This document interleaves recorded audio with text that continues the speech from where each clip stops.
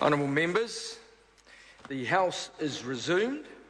So, kia ora tātou, no reira, te whare, enga iwi, enga rio, enga hawewha, tēnā koutou, tēnā koutou, tēnā koutou katoa. Now, prior to the House suspending at 6 o'clock for the dinner break, the Honourable Member Clare Curran was addressing us with her dulcet tones. She has 7 minutes and 40 seconds remaining to speak. Does she seek the call? Thank you, Mr. Speaker. She does. I clear the Honourable Member Clare Curran. Thank you, Mr. Speaker, and it's lovely to be in the House listening to your dulcet tones. As I was saying when before the dinner break, Labor supports this bill. Labor supports the underlying policy behind this bill, but the government on the other side has failed in a number of ways. First of all, it's failed to provide an adequate assessment to justify why this bill should be put through under urgency.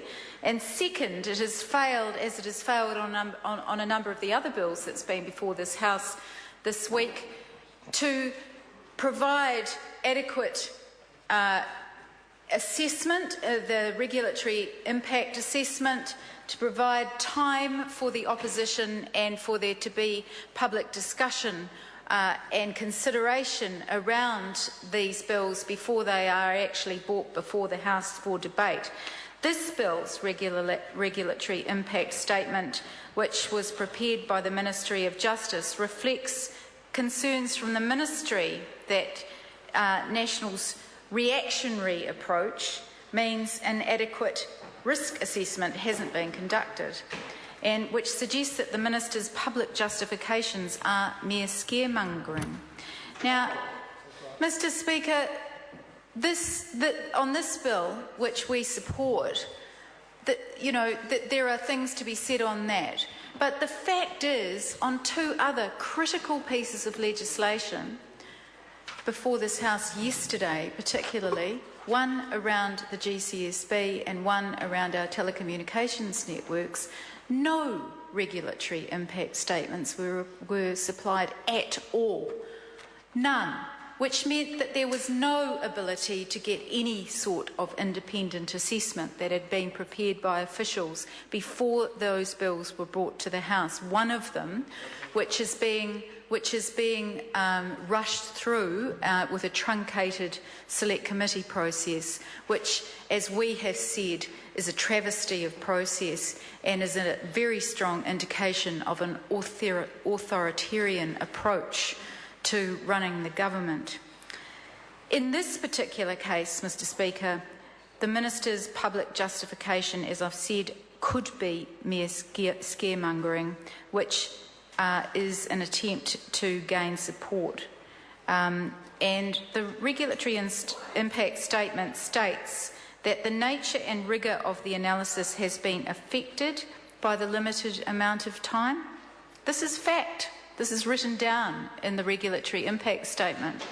Further, it says it expresses concern that because the Ministry has not consulted with trustees who will be affected by the bill, the risk of further applications to the High Court has not been quantified. So, and as we heard earlier, I think the regulatory impact statement was produced yesterday or today, anyway, in a very short amount of time.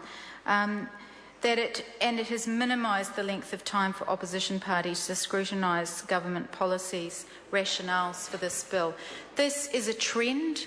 It's a trend that this government has, I suppose we could say, is set in stone now. It's a trend that is being extended through other ways of withholding information, blocking information, obfuscating the opposition's and the public's ability to access information through the Official Information Act and through other mechanisms, which is a trend, which, as I've said, is a trend towards a much more authoritarian way of running the government.